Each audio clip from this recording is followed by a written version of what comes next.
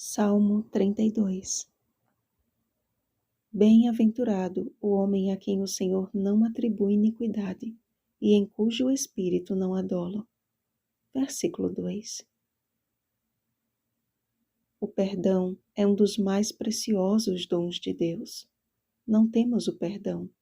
Ele é um atributo divino que o Senhor nos oferece mediante genuíno arrependimento.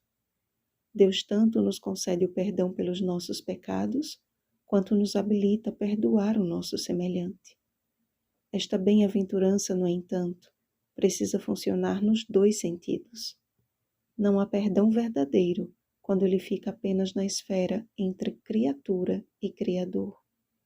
Cristo foi bem claro quando afirmou na oração do Pai Nosso que o perdão só será concedido de forma vertical se também estivermos dispostos a praticá-lo de forma horizontal. Mateus capítulo 6, versículos 14 e 15.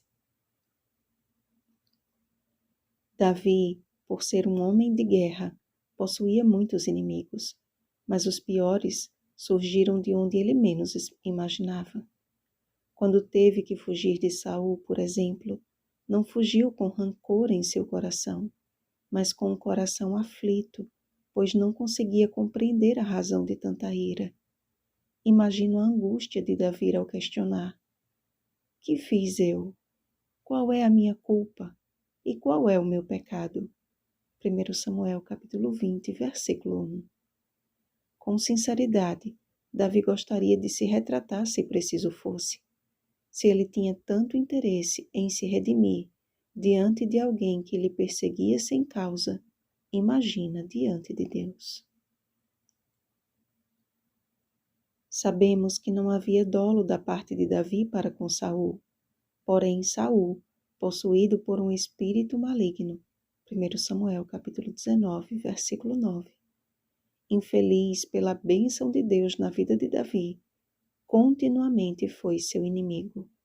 1 Samuel capítulo 18, versículo 29. Ele escolheu aquela situação, e não Davi. Estamos tão perto de nossa eterna redenção. Precisamos permitir que o Espírito Santo abrande e renove o nosso coração a cada dia, a fim de que não incorramos na triste realidade destes últimos dias. E por se multiplicar a iniquidade, o amor se esfriará de quase todos. Mateus capítulo 24, versículo 12. Amados, a bem-aventurança de hoje só pode ser concedida àqueles que, como o salmista, estão dispostos a ter o coração governado pelo Espírito de Deus e não por um espírito maligno. Por isso que muito sofrimento terá de curtir o ímpio, pois enquanto os pecados são calados e o coração endurecido, como no caso de Saul, a aparência pode até ser de um rei representante de Deus, mas a ausência de arrependimento o consome dia após dia. Quando confessamos os nossos pecados a Deus e entendemos a essência do perdão divino, a consequência natural é perdoar aqueles que nos ofendem. Ainda que eles sejam como Saul, que o Senhor nos dote da atitude de Davi, pois só assim Deus nos preservará da tribulação, nos cercará de alegres cantos de livramento, nos instruirá e ensinará o caminho que devemos seguir. Não te deixes vencer do mal, mas vence o mal com o bem. Romanos capítulo 12, versículo 21. Não permita que o seu coração se feche para o perdão. Lembre que você também não é merecedor do perdão e da graça divina. Mas Jesus escolheu te amar primeiro e tomar sobre si os seus pecados.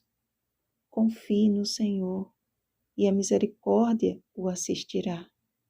Portanto, aquele que ama a Deus, ame também a seu irmão. 1 João capítulo 4, versículo 21. E o Senhor perdoará os nossos pecados, assim como nós temos perdoado aos nossos devedores.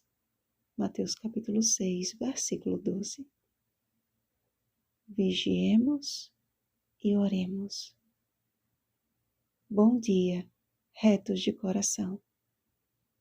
Oremos pelo batismo do Espírito Santo. Oremos uns pelos outros. Rosana Garcia Barros.